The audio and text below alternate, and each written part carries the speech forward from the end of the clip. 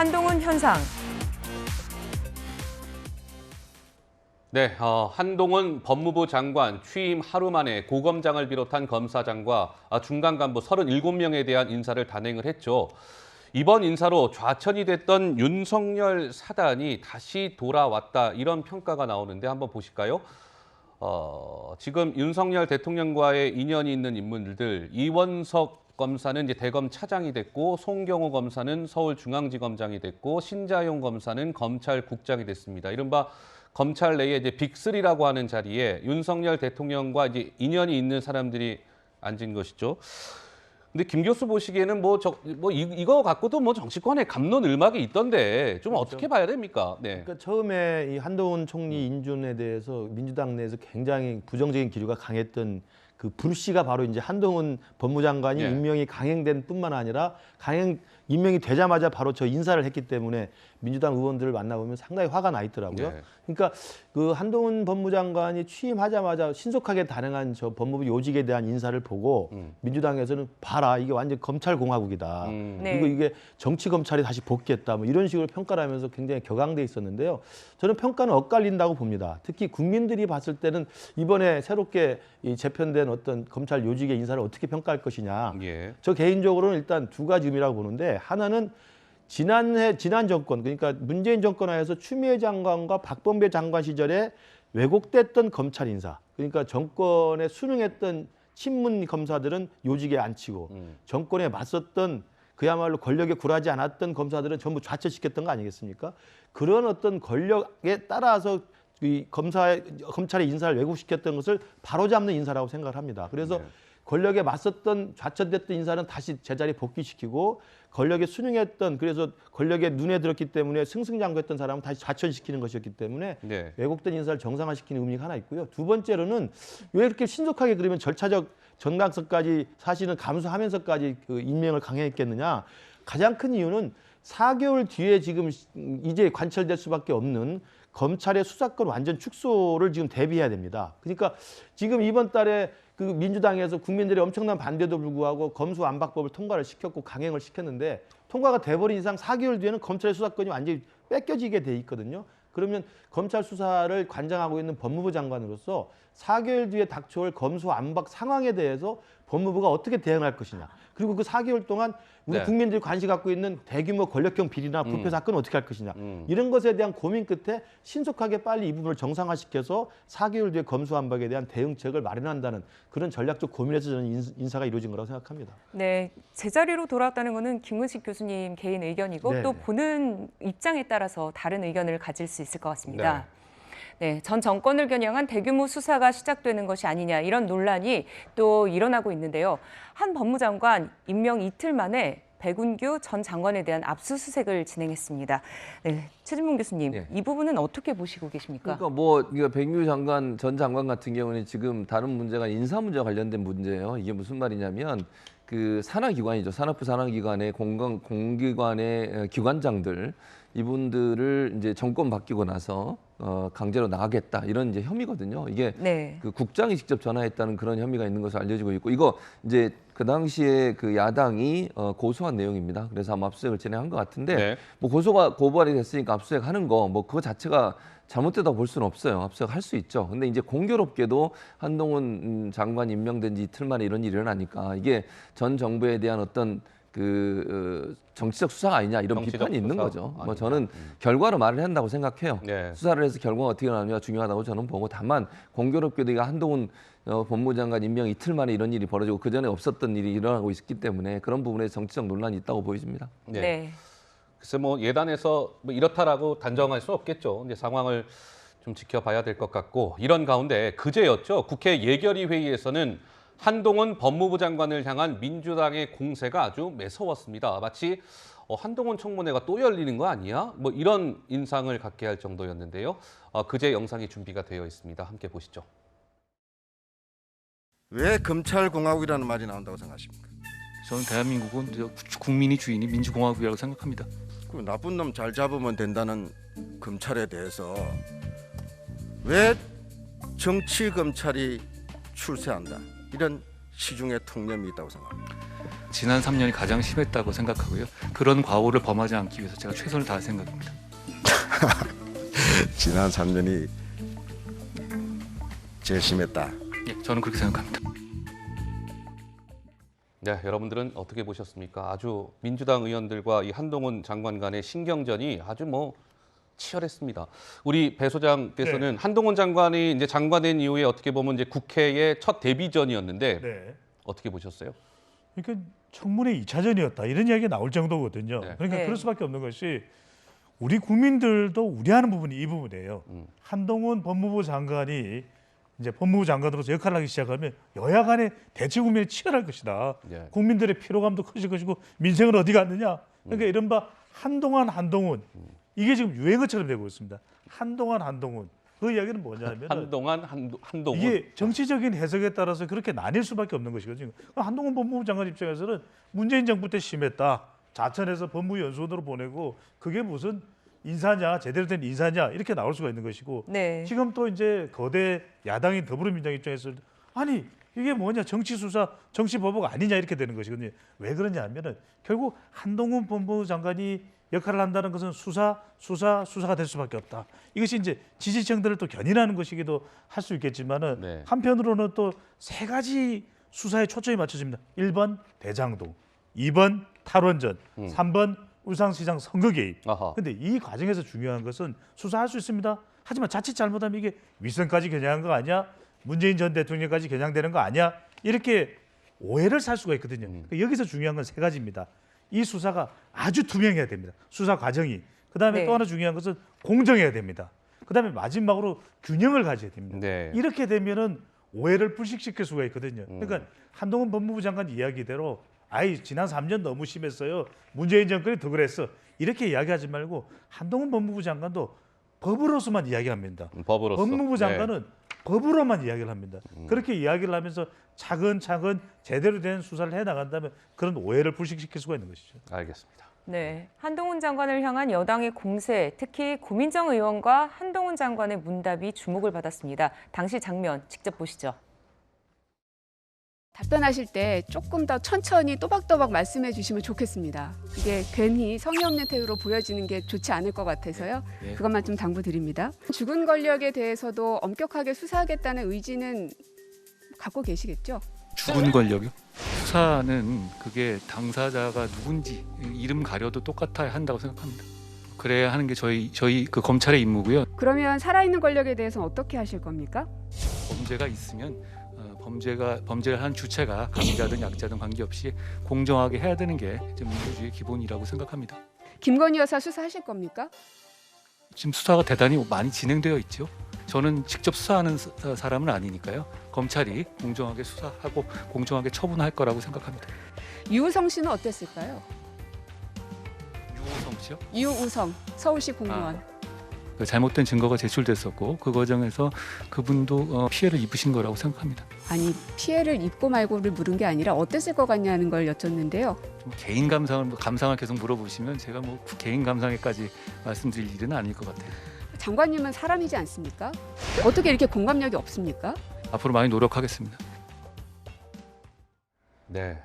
저 이제 고민정 의원하고 한동훈 장관의 저게 한 15분 정도 진행이 됐는데 네. 저도 저 영상을 쭉 다 봤는데요. 글쎄, 김근식 교수 어떻습니까? 이게 한동훈 장관은 윤석열 대통령과의 좀 가까운 인물, 고민정 민주당 의원은 문재인 전 대통령의 또 측근 의원 아니겠습니까? 그래서 더 관심을 모았는데요. 예. 아까 우리 배 소장님이 한동훈 그랬는데요. 네. 그리고 이제 한 랭킹 제목도 한동훈 현상 아닙니까? 현상. 저 15분 동안 주고받는 게 지금 거의 유 땡땡에서 지금 난리입니다. 엄청난 유 뷰를 땡땡에서? 엄청난 뷰를 지금 조회수가? 확보하고 아. 있습니다. 조회수가. 그러니까 네. 그 정도로 지금 한동훈 법무장관에 대한 국민적 관심이 굉장히 많다라는 걸 보여주고 있는 대표적인 사례고요. 저는 고민정 의원이 한동훈 장관에게 질문하는 건 뭐 애결위에서 당연히 할 수 있는 질문이라고 봅니다. 근데 저는 질문의 초점이 조금 어긋나 있다고 생각이 들고 오히려 창과 방패라는 싸움의 입장에서 본다면 한동훈 장관이 원칙적이고 일반론적인 입장에서 정확하게 답변을 잘하고 있다고 생각을 저는 합니다. 평가를 그렇게 합니다. 우선 김건희 여사를 물어보면 김건희 여사에 대해서는 대선 기간 내내 민주당 측에서는 왜 도이치모터스 사건을 뭐 수사를 안 하고 소환을 안 하냐 그러는데 예. 그 사건은 이미 아까 저 답변에 나온 것처럼 상당히 진척됐을 뿐만 아니라 주범과 공범이 재판에 붙여져서 지금 재판이 한참 진행 중인 상황입니다. 그리고 재판에 붙여진 기소장, 공소장에는 김건희 여사는 아무런 혐의가 없고 그냥 피해자로 나와 있는 투자자의 이름으로 나와 있는 그뿐입니다. 네. 그걸 가지고 이걸 마치 뭐가 있는 것처럼 도이치모터스의 조작 사건에 개입한 공범처럼 이야기를 하는데 수사가 한참 진척돼서 재판이 진행 중인 사안에서 계속 왜 소환을 안 하냐고 하니까 답변을 저렇게 할 수밖에 없는 게 원칙적인 입장이고요. 네네. 두 번째 유성 사건에 대해서 물어보시는데 저것도 이제 유성 사건을 개입했던 검사가 지금 대통령실에 비서관이 가 있다는 걸 지금 추궁하기 위한 것인데 유성 씨를 물어보니까 그분도 피해자다. 그리고 그분도 피해를 많이 입었다. 당연한 거 아니겠습니까? 국정원에서 조작된 증거를 제출했고 그 국정원에서 제출한 자료를 그대로 받아서 검사가 공소를 해가지고 결국 무죄가 판결이 났기 때문에 그 애꿎게 정말 무죄 판결 난 분이 정말 피해자가 됐던 게 당연한 사실이죠.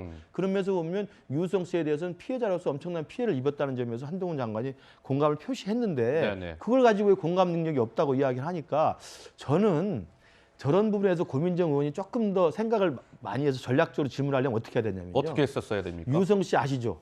유성 씨 피해를 입었는데 어떤 생각입니까? 이렇게 할 게 아니라 네. 유성 씨 사건에 대해서 잘 아시죠? 설명을 한 다음에 이런 일이 벌어진다면 그 이런 일을 담당한 검사는 법무장관에서 어떻게 조치할 것입니까? 이렇게 물으면 답변이 굉장히 궁색해지죠. 그러니까 머리를 써야 됩니다. 고민정 의원은 나와가지고 그걸 추궁해서 막 네. 몰아붙이기만 하지 답변을 얼마든지 할 수 있는 내용들이죠. 피해를 입었고 정말 안타깝습니다 하고 끝나는 건데 그러나 그걸 더 나아가서 네. 그런 검사가 만약에 공소를 했을 때 그런 잘못된 증거 조작된 그걸로 공사를 했으면 네. 그 법무행정의 총감독으로서 어떻게 할 겁니까? 물어보면 굉장히 곤혹스럽죠. 저는 의원의 질문이 굉장히 좀 전략적이지 못했다 네, 이렇게 생각합니다. 네, 이거에 대해서 좀 어떻게 최 생각하십니까? 교수께서 또 예. 그러니까 김근식 교수 말씀하신 부분에 이제 고민정의 뒷부분의 질문은 저도 동의하는 바예요. 네. 질문을 조금 잘못하셨어요. 그러니까 그 지금 뒤에 설명하신 것처럼 검사가 그렇게 행동한 것에 대한 문제를 제기했어야 돼요. 그러니까 지금 이제 이시원 비서관이죠. 그 부분은 약간 핀트를 잘못 맞히셨다. 그 부분 저는 동의해요. 그래서 그렇게 지적을 했으면 훨씬 더 잘 됐을 거다. 다만 김건희 여사 관련해서는 저는 한동훈 지금 법무부 장관이 자꾸 피해 나가고 네. 제대로 수사를 하지 않겠다. 여러 가지 수사 방법이 있다. 이렇게 답변을 했거든요. 네. 결국은 제가 볼 때는 서면 조사를 할 것 같아요. 여러 가지 조사 방법이 있다고 계속 이제 피해가면서 얘기를 했거든요. 네. 그러니까 고민정 의원이 지적했던 건 이런 거예요. 김건희 여사 같은 경우에 물론 현재 그 재판이 진행되는 과정에 있어서 그 조사에는 들어가 있잖아요. 왜냐하면 김건희 여사를 조사를 안 했거든요. 네네. 그러니까 주변에 있는 사람은 조사를 하고 지금 수사를 하고 재판을 하고 있는 거 아닙니까? 근데 거기에 증인으로 나와서 이제 선수로 뛰었던 사람의 진술을 들어보면 그 진술의 내용 중에는 김건희 여사의 통장이 활용됐고 또 본인한테 직접 김건희 여사가 전화를 하셔서 뭐 팔아라 말아라 얘기하신 부분이 있다고 해요. 예. 그러면 왜 본인이 직접적으로 개입이 안 돼 있다고 하고 그냥 돈만 빌려주셨다고 하면 그렇게 할 리가 없잖아요. 네. 그리고 권오수 회장이 처음에는 누구 건지 얘기 안 하고 자기한테 돈을 맡겼는데 나중에 김건희 여사가 전화를 했다고 얘기를 하고 있기 때문에 이거는 김건희 여사가 직접적으로 이 부분에 개입돼 있다라는 의혹이나 네. 생각일 수 있는 부분이에요. 의혹이 있는 그렇죠. 거죠. 의혹이 네. 있는 부분이죠. 그러니까 제가 뭐 김건희 여사가 그게 개입됐다 이렇게 단정적으로 얘기하는 절대로 아니고요. 그래서 이런 부분들에 대한 의혹이 남아있기 때문에 조사가 필요하다는 거예요. 조사를 하지 않고서 수사가 끝났고 그게 재판이 진행되는 과정에서 문제를 지적하는 거예요. 네. 그러면 이제 그 한동훈 장관은 어떤 방식으로 조사를 할 거냐 얘기하셔야 되는데 조사 방법은 여러 가지가 있습니다. 이렇게 이제 계속 피해 가셨거든요. 이제 그런 부분에서 좀 피해 가면서 곤란한 질문을 답변 안 하시는 부분이 있었죠. 예. 네. 자, 이 한동훈 법무부 장관이 어제 국회 예결위 회의에도 참석을 했는데 이른바 그 금융증권범죄합동수사단 추 장관 시절에 없어진 것이죠. 네. 이 부분과 관련해서도 좀 논란이 있었던 모양입니다. 관련 목소리가 준비되어 있습니다. 들어보시죠.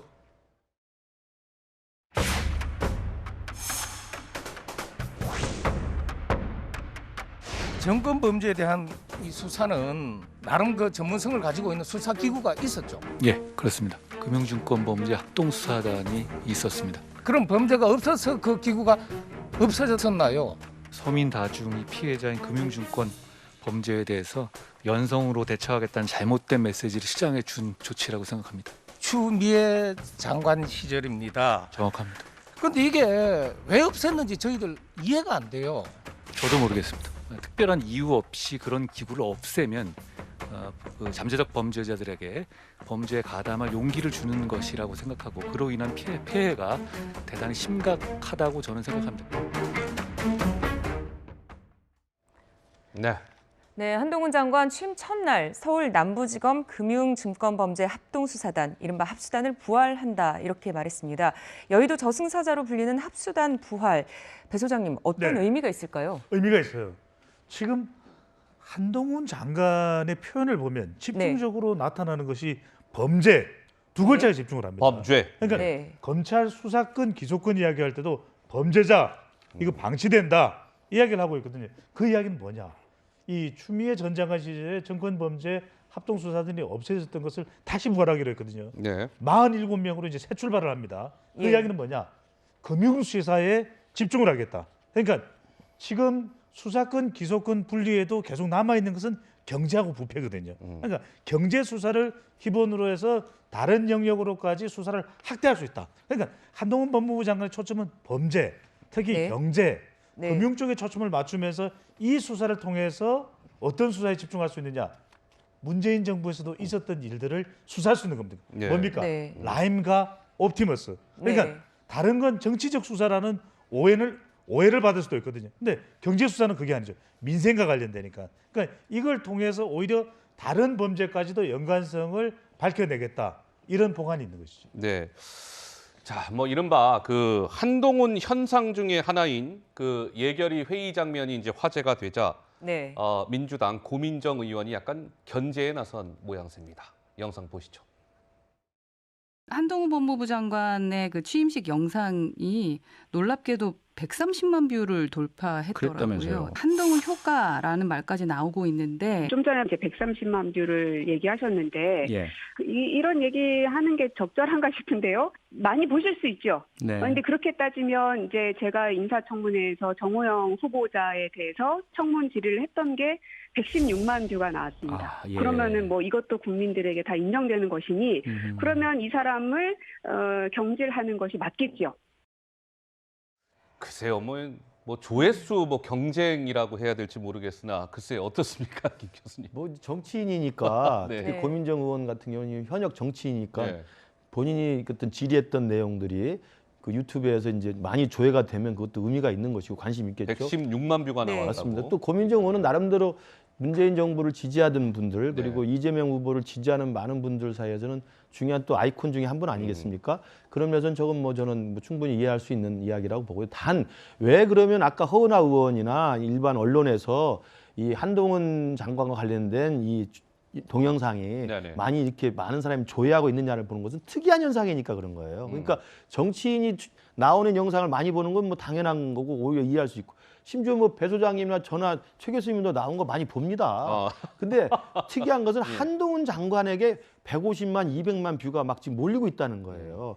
그건 네. 특이한 현상이잖아요. 예. 누가 장관이 나와서 취임식 하는데 그렇게 수백만이 가서 전례가 없는 봅니까? 일이죠. 예. 장관이 취임식 하는지 자체를 관심을 갖지 예. 않습니다. 그러니까 한동훈 장관의 취임식에 100몇십만이 받고 아까 나왔던 고민정 의원과 한동훈 장관 간의 이 질의응답이 200만이 넘고 이건 누가 봐도 한동훈 현상이라고 볼 수밖에 없는 특이한 현상이기 때문에 네.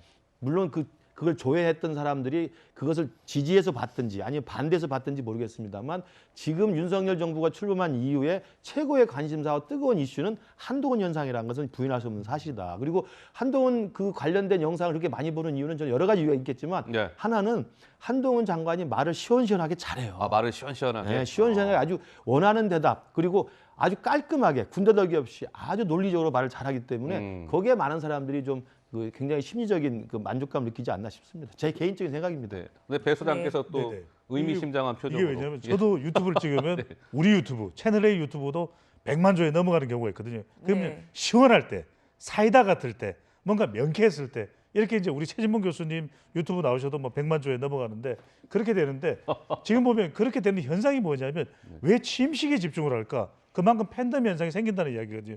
그렇다면 이게 어떤 개인적인 감성적인 접근을 더불어민주당에서 질문을 던졌을 때 거기에 대해서 논리적으로 답변하는 한동훈 법무부 장관의 답변이 주목을 받는 겁니다. 그러니까 더불어민주당의 전략도 좀 감성적인 신상의 질문을 할 필요가 없는 거예요.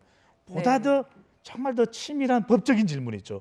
법의 질문으로 이걸 한동훈 장관이 법적인 대답을 할 때 좀 쩔쩔맬 수도 있는 그런 정도의 예리한 질문을 한다면은 오히려 그게 더불어민주당에서 질문한 것이 더 효과적이고 예. 더 주목을 받을 수도 있는 거죠. 네. 그래서 이제 그제 예결위 회의 때는 민주당 의원들이 한동훈 장관에게 집중적으로 질문을 하다가 어제 회의 때는 민주당 의원들이 한동훈 또 장관에게 질문을 안 하고 또 패싱을 했다고 하네요. 하여튼 좀 미묘한 기류가 정치권에 있는 것 같습니다. 네, 이런 가운데 어제 최강욱 의원이 유죄 판결을 받았습니다. 이에 대한 얘기 들어보시죠. 재판부의 인식과 판단에 매우 유감스럽습니다. 그간에 검찰이 일방적으로 포한 용어와 사실관계에 현혹되고 있었다는 인상을 지울 수가 없습니다. 검찰의 폭주를 견제하는 데 최선을 다하겠습니다. 상고 계획 있으신가요? 당연합니다. 공소권 남용이 아니라는 부분에 대해서 어떻게 생각하세요? 제일 유감스러운 부분이죠. 검찰은 내부적으로 지켜야 할 적법 절차를 전혀 지키지 않았습니다. 그런 부분에 대해서 판단을 회피하는 것으로 볼 수밖에 없습니다. 네, 조국 전 장관의 이제 그 아들의 인턴 경력 확인서를 허위로 써준 거 아니냐 이런 혐의로 지금 재판을 받고 있는 최강욱 민주당 의원 2심에서도 의원직 상실형을 선고받았습니다. 최 의원은 당장 발끈을 했고 상고하겠다 이렇게 밝혔습니다. 우리 최 교수 보시기에는 최강욱 의원 어쨌든 굉장히 위기 상황에 몰린 것만은 분명해 보이네요. 그렇죠. 2심에서도 이제 상실형이 나왔기 때문에 위기 상황이죠. 네. 대법원에서 이게 뒤집힐지는 지켜봐야 될 것 같은데 좋은 상황은 아니에요. 상황적으로 보면. 그러니까 본인은 아직도 이제 그게 문제가 없다고 계속 주장을 하고 있어요. 그러니까 네. 인턴이라고 하는 것이 특히 이제 법무사무소에서 일하는 인턴이라고 하는 정해진 시간에 반드시 출근해서 그 시간에 근무를 해야 되는 것이냐 이게 이제 논점이거든요. 그러니까 예를 들면 출근을 직접 안 했어도 집에서 업무를 할 수도 있고 이런 부분이 최강욱 의원 측에 주장하는 것이고 법원은 이제 주당 16시간 이게 주당인지 총장인지 이것도 조금 애매한 부분이 있는데요. 16시간이라고 하는 계약서의 내용이 제대로 잘 이행됐느냐 하는 부분에서 의문을 갖고 있는 것 같아요. 그래서 이제 법원은 이제 그걸 16시간을 제대로 지키지 않았다는 것에 대해서 문제를 제기해서 지금 이제 이런 결과가 나온 거니까요. 네. 중요한 건 최강욱 의원이 그걸 법리적으로 뛰어넘어야 되겠죠. 그 부분에 대한 문제를. 그래서 저는 어떻게 될지는 모르겠습니다만 지금 상황에서 최강욱 의원의 입장에서는 상당히 좀 불리한 상황에 처해 있는 건 분명히 보입니다. 불리한 네. 상황이다. 네. 최강욱 의원 상황 쉽지 않은 가운데 민주당 의원들이 최강욱 의원을 엄호하고 나섰습니다. 민주당 의원들은 최강욱을 지켜달라 이렇게 얘기했는데요. 배 소장님, 좀 이 부분은 어떻게 보십니까? 그래서 이제 그만큼 설득력이 있다면은 네. 그 부분에 대해서 이제 국민 여론이 움직이겠죠. 물론 네. 이제 법원의 판결은 국민 여론, 국민 정서 가지고 판단하는 건 물론 아닙니다. 그런데 여기서 이제 얼마나 설득력이 있겠느냐. 방금 전에 이제 최재문 교수님께서 말씀하셨던 대로 인턴 증명서 이 부분이 얼마나 근거 있게 실제 네. 그 발급된 발급이 된 건지 네. 그것이 네. 사실은 제일 중요한 부분인데 그 부분에 네. 대해서 과연 상고했을 때 이제 거의 최종심이 될 텐데 대법원. 대법원이죠. 예. 이때 그것이 충분히 근거가 있느냐 없느냐 여기에 따라서 이제 판단이 되겠죠. 제가 볼 때는요, 최강욱 의원이 이제 1심, 2심에서 의원직 상실에 해당하는 실형을 지금 선고를 물론 징역 8개월에 집행유예입니다. 집행유예 2년. 그리고 이제 대법원에 상고하겠다고 합니다만 잘 아시다시피 1심, 2심에서 유죄 판결이 일관되게 나왔으면 대법원의 상고는 법리심입니다. 네. 그러니까 그 유무죄 판결에 대해서 정리하는 게 아니고 법리적 절차가 문제가 있었느냐 없었느냐만 따지기 때문에 거의 99% 유죄 판결이 확정이 되게 돼 있습니다. 그래서 네. 아마 의원직 상실은 당연지사라고 보이고요.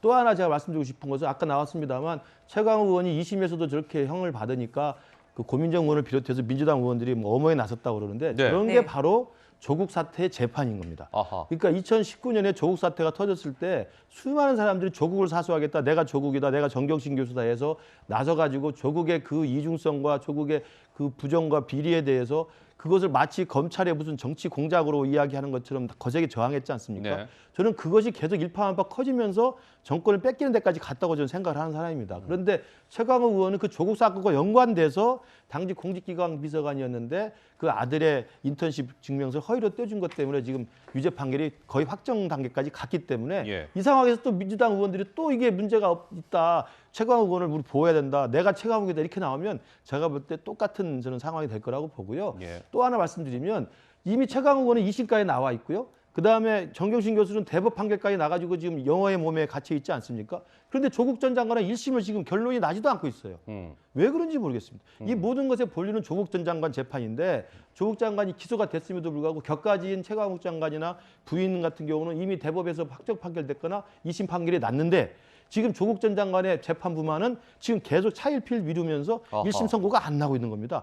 많은 국민들은 빨리 조국 전 장관의 판결이 나서 법의 처벌을 받기를 원하는데 이게 아마도 제가 볼 때는 김명수 사법부 대법원 차원에서 예. 일정 정도의 직무유기가 아닌가라는 그런 합리적 의심을 제기할 수밖에 없는 상황인 것 네. 같습니다. 네. 자, 알겠습니다. 최강욱 의원 얘기까지 해봤습니다. 저희가 준비한 다음 주제로 넘어갑니다. 화면으로 만나보시죠.